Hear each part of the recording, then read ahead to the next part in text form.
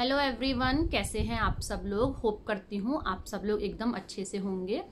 तो मैं बहुत दिनों से सोच रही थी आप लोगों से कुछ बातचीत करने का, बट इसी 19 अगस्त को हम लोगों ने इंडिया से यूएस में ट्रैवल किया है। तो आप लोगों को पता ही होगा, पूरा 1 वीक का जेट लैग रहता है, तो इस वजह से मैं कुछ भी व्लॉग नहीं स्टार्ट कर पाई।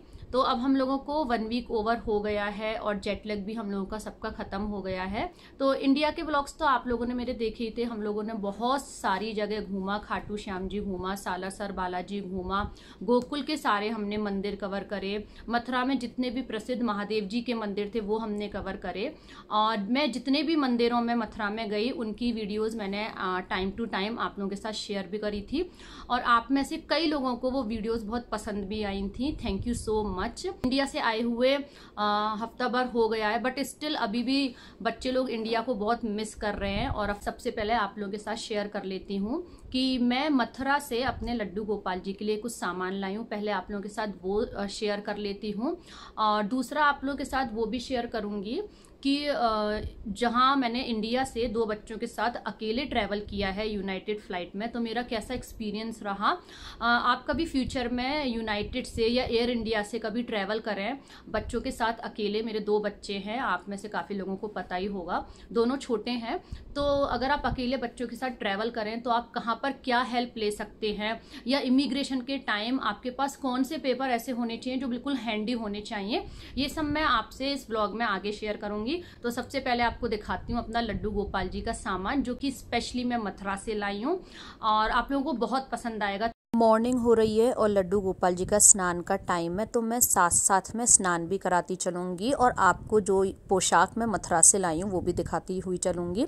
तो ये जो पोशाक है, ये जब मैं यूएस आई थी उसके अगले दिन मैंने लड्डू गोपाल जी को पहनाई थी, क्योंकि मेरे को जन्माष्टमी ना तो मथुरा में ही सेलिब्रेट हो पाई, ना ही मेरे यूएस में सेलिब्रेट हो पाई, क्योंकि मैं जन्माष्टमी वाले दिन ही चली थी। और जब यहाँ आई थी यूएस में, जब जन्माष्टमी ही थी, रात के 8 बज रहे थे, तो ये पोशाक मैंने अगले दिन नंदोत्सव वाले दिन पहनाई थी। और इस पोशाक पर लिख रहा है हैप्पी जन्माष्टमी। और जितना भी कलेक्शन में पोशाक का लाई हूँ उनमें से एक पोशाक के कलेक्शन में भगवान जी की एक छोटी सी नैपी भी आई है, जिसको कि मैंने नंदोत्सव वाले दिन इसी पोशाक के साथ पहनाया था। और जो ये है मैं दिखाती हूँ, कितनी छोटी सी और क्यूट सी नैपी है। ऑलरेडी मेरे लड्डू गोपाल जी के पास एक छोटा सा सिंहासन है, लेकिन वो मुझे ना थोड़ा छोटा लगता था और पुराना भी हो गया था। तो ये जो आपको सिंहासन दिख रहा है रेड और सिल्वर कलर का, ये भी मैं नया ही लाई हूँ और सारा कलेक्शन मथुरा से लाई हूँ। आप कभी भी मथुरा घूमने जाएंगे तो आपको सिंहासन, झूला, पोशाक, श्रृंगार का सामान वृंदावन में भी मिल सकता है, बरसाने में भी, गोवर्धन में भी, जन्मभूमि के पास भी मिल जाएगा, द्वारकाधीश में भी मिल जाएगा। लेकिन ये मैं पर्सनली जो जहाँ मेरा घर है उसका जो लोकल मार्केट है वहाँ से लाई हूँ, कृष्णा नगर से। वो भी बहुत अच्छा मार्केट है और बहुत डेवलप्ड मार्केट है। वहाँ पर सारी ही चीज़ें ऑलमोस्ट मिल जाती हैं और बहुत ही अच्छी मिल जाती हैं। आप मथुरा में किसी से भी पूछेंगे ना कि कृष्णा नगर मार्केट कहाँ पर है, तो कोई भी आपको बता देगा, और बहुत ही अच्छा मार्केट है।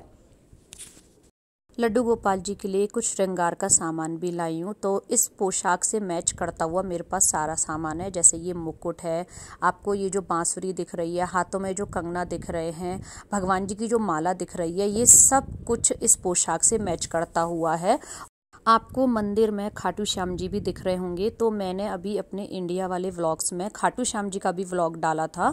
हम सब लोग खाटू श्याम जी और सालासर बालाजी घूमने गए थे, तो वो व्लॉग मैंने डाला था। तो जब खाटू श्याम जी गए थे तो मैं खाटू श्याम जी भी लाई थी, तो बस खाटू श्याम जी को भी मंदिर में ही विराजमान कर दिया है। इसके अलावा और भी पोशाक और श्रृंगार का सामान लाई हूँ, तो उसकी मैं आपको फ़ोटो दिखा देती हूँ। सबसे पहले आप लड्डू गोपाल जी के वर्चुअल दर्शन कर लीजिएगा, लग रहे हैं ना कितने सुंदर और मनमोहक। और साथ में खाटू श्याम जी के भी दर्शन कर लीजिएगा। इस ड्रेस के अलावा एक ये पिंक कलर की ड्रेस है, एक येलो कलर की ड्रेस है, और एक ग्रीन कलर की ड्रेस है, और एक वाइट कलर की ड्रेस है।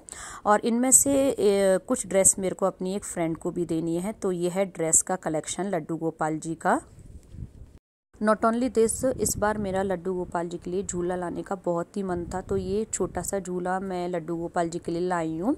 इस झूले की सबसे खास बात ये है कि ये लकड़ी से बना हुआ है, तो इंडिया से यूएस आने में इसमें बिल्कुल भी टूट फूट नहीं हुई है। और दूसरी सबसे खास बात ये है कि इसके सारे पार्ट्स अलग हो जाते हैं। तो इस झूले के पार्ट्स को अलग करके एक छोटी सी जगह में भी रखा जा सकता है। तो जन्माष्टमी के अगले दिन से मैंने ये झूला यहाँ पे लगा रखा था, लेकिन अब मैं बस इसको सारे पार्ट्स अलग करके अलग कहीं पर रख दूँगी। झूले में जो गद्दी और तकिया लग रहे हैं ये भी लड्डू गोपाल जी के लिए नया लेकर आई हूँ। और अब मैं आपको दर्शन कराती हूँ अपने छोटे से मंदिर के। तो ये है मेरा छोटा सा मंदिर। इसके अलावा और भी श्रृंगार का सामान है, वो किसी और व्लॉग में आप लोगों के साथ शेयर करूँगी। और मैं अब आप लोगों के साथ अपनी जर्नी शेयर कर लेती हूँ। तो मेरी जो फ़्लाइट थी वो दिल्ली से शिकागो और शिकागो से कोलोराडो थी। तो मैं मथुरा में रहती हूँ। मथुरा से दिल्ली भाई ने मेरे को ड्रॉप कर दिया था। और दिल्ली में मेरे पास 3 चेक इन बैग थे, क्योंकि यूनाइटेड में एक ही बैग अलाउड था। तो मैंने दिल्ली में उतरते ही पोर्टर कर लिया था। तो अगर आप एक पोर्टर करते हैं तो वो 500 रुपीज़ लेता है, और अगर उसी हिसाब से अगर 2 करेंगे तो वो 1000 रुपये लेगा। तो मैंने 500 रुपीज़ देकर एक पोर्टर कर लिया था। उसने मेरे चेक इन बैग यूनाइटेड वाली विंडो तक पहुंचा दिए थे। तो मुझे ऐसा बहुत ज़्यादा कुछ भी नहीं करना पड़ा। बस जो केबिन बैग थे वो मैंने और यतका ने अपने हिसाब से मैनेज कर लिए थे। कुछ बैग्स मैंने कैरी कर लिए थे, कुछ यतका ने कर लिए थे। हाँ, जब आप एंटर हो गए दिल्ली एयरपोर्ट पर तो आपसे पासपोर्ट मांगेंगे, और भव US सिटीजन है तो हो सकता है उसका OCI कार्ड भी देख सकते हैं। इन द सेम वे जब आप विंडो पर जाएंगे यूनाइटेड वाली विंडो पर, या अगर आप एयर इंडिया से ट्रैवल कर रहे हैं तो जब आप एयर इंडिया की उस पर जाएंगे विंडो पर, तब भी वहां पर आपसे पासपोर्ट मांगेंगे। तो मैं जब यूनाइटेड वाली विंडो पे गई तो उन्होंने मेरे से पासपोर्ट मांगे, और फिर मेरे को वहां पर उन्होंने बोर्डिंग पास दे दिया। अगर आपके जो बैगेज हैं उसमें 23 किलो से ज़्यादा वज़न नहीं होना चाहिए। तो तीनों जो मेरे बैग थे वो यूनाइटेड वाली विंडो पर चेक इन हो गए थे। सेकंड जो हम लोगों को कराना था वो कराना था इमिग्रेशन में दिल्ली एयरपोर्ट पे ऐसा बहुत ज़्यादा कुछ नहीं पूछा था। हाँ, लेकिन पासपोर्ट देखे थे, भव का OCI कार्ड देखा था, फ़ोटो वगैरह हुए थे। और तीसरा जो काम दिल्ली एयरपोर्ट पे हुआ था वो हुआ था सिक्योरिटी। तो सिक्योरिटी में भी बहुत ज़्यादा कुछ दिक्कत नहीं हुई। सारे बैग्स हमारे सिक्योरिटी में चले गए, और साथ में बच्चों की जैकेट्स, मेरी jacket, shoes, mobile, iPad, chargers, ये सब सिक्योरिटी में जाकर और फिर हमको रिटर्न बैक हो गए थे। तो बस दिल्ली एयरपोर्ट पे आपने बस सबसे पहले यूनाइटेड वाली फर्स्ट विंडो पर जाकर बोर्डिंग पास लेना है, सेकंड आपने कराना है इमिग्रेशन, और थर्ड आपने कराना है सिक्योरिटी, और फिर आपने बस उसी जगह पहुंच जाना है जहां से आपकी फ्लाइट चलेगी। तो ये हमारा दिल्ली एयरपोर्ट का हो गया। क्योंकि मेरे साथ बच्चे थे और बैग भी थे तो मैंने पोर्टर ले लिया था 500 रुपीज़ का। अगर आपके हस्बैंड आपके साथ आ रहे हो तो आई थिंक पोर्टर की भी ज़रूरत नहीं पड़ेगी। दिल्ली से शिकागो जब हमारी फ्लाइट आई थी तो शिकागो में फिर से हमको एक बार इमिग्रेशन कराना पड़ा था। तो वहाँ पे हमसे कुछ क्वेश्चन पूछे गए थे, मतलब मेरे से, कि आपके हस्बैंड कहाँ काम करते हो, आपके हस्बैंड कहाँ काम करते हैं, आप H4 वीज़ा पर हैं या H1 पर, आपके हस्बैंड किस वीज़ा पर है, आपका एड्रेस क्या है, कुछ इस तरीके से क्वेश्चन पूछे गए थे। तो आप ध्यान रखें, कुछ जो क्वेश्चंस हैं वो शिकागो में पूछे जा सकते हैं, जैसे आपका वीज़ा किस टाइप का है, आपके हस्बैंड किस कंपनी में काम करते हैं, आपका एड्रेस पूछा जा सकता है, और माइट भी आपसे सर्टिफिकेट भी देखे जा सकते हैं, जैसे मैरिज सर्टिफिकेट देखा जा सकता है, और ऑफकोर्स पासपोर्ट और OCI कार्ड तो देखा ही जाएगा। तो शिकागो में सबसे पहले उतरकर इमिग्रेशन होगा। फिर जो आपके चेक इन बैग दिल्ली से आपने जो चेक इन कराए थे वो आपको दोबारा से लेने पड़ेंगे, और उसके बाद उसको आपको आगे जो आपकी सेकंड फ्लाइट है उसके लिए दूसरी वाली ट्रेल पर पहुंचाने पड़ेंगे। तो उसमें बहुत ज़्यादा टाइम नहीं लगता है।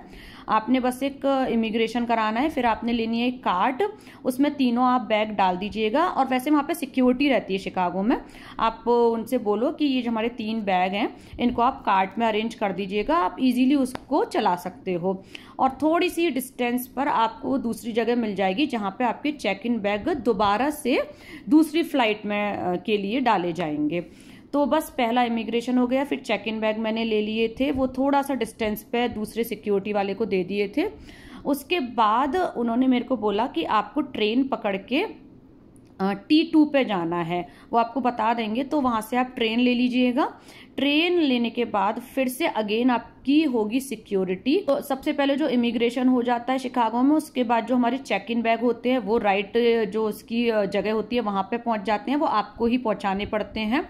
वहां एज सच कोई पोर्टर वगैरह की हेल्प नहीं मिलती है शिकागो में। उसके बाद आपका जो डेस्टिनेशन है, या तो आपको उससे बस से जाना पड़ता है या ट्रेन से जाना पड़ता है। वो भी बहुत ईजी रहता है, आपको वो अपने आप बता देते हैं कि आप ट्रेन ले लीजिएगा, यहाँ से नंबर वगैरह बता देते हैं और आपको T2 या T1 पे जाना है, इस तरीके से वो बता देते हैं। फिर जब आप T2 पे चले जाते हैं, फिर वहां पे आपकी अगेन एक बार होती है सिक्योरिटी। तो आप ध्यान रखें कि मेरा जो हैंडबैग था उसमें मैं कुछ 100 ml से ज़्यादा क्वांटिटी का लोशन लाई थी, जो दिल्ली की सिक्योरिटी पे तो पास कर दिए गए थे, लेकिन शिकागो में उन लोगों ने मेरे 2 लोशन निकाल लिए थे। एक मेरा लोशन था लैक्मे का और एक मेरा हिमालय का फेस वॉश था। उन दोनों की ही क्वांटिटी 100 ml से ज़्यादा थी, तो सिक्योरिटी में ये दोनों चीज़ें निकाल ली गई थी। तो अगर आप शिकागो से ट्रैवल कर रहे हैं, शिकागो से यहाँ कहीं पे भी कर रहे हैं, तो आपका जो केबिन में जितना भी सामान हो उसमें जो बॉटल्स हो वो 100 ml से ज़्यादा की ना हो, चाहे वो लोशन हो, चाहे वो फेस वॉश हो, या जो भी हो। तो इस बार मेरी 2 सामान निकाल लिए गए थे। उसके बाद जब शिकागो में सिक्योरिटी हो जाएगी, फिर आपको वहाँ से जो आपकी नेक्स्ट फ्लाइट है उसके लिए आप आराम से जा सकते हैं। तो इस तरीके की जर्नी मेरी रही थी, बहुत ज़्यादा टफ नहीं रही।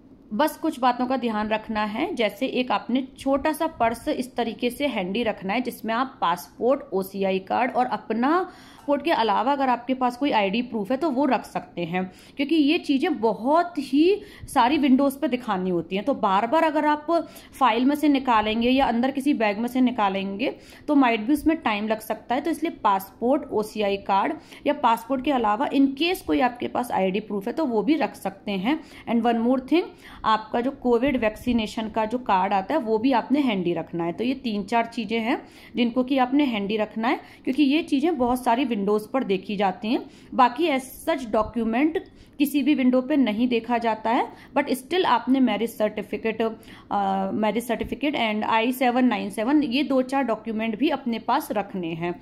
सो फ्रेंड्स, इस व्लॉग को मैं यहीं पर एंड करती हूँ। व्लॉग अच्छा लगा हो तो लाइक करें, फ्रेंड्स फैमिली के साथ जैसे ज़्यादा शेयर करें, चैनल को सब्सक्राइब करें to become a part of my family. मिलूंगी नेक्स्ट व्लॉग में, जब तक के लिए take care, bye and thank you.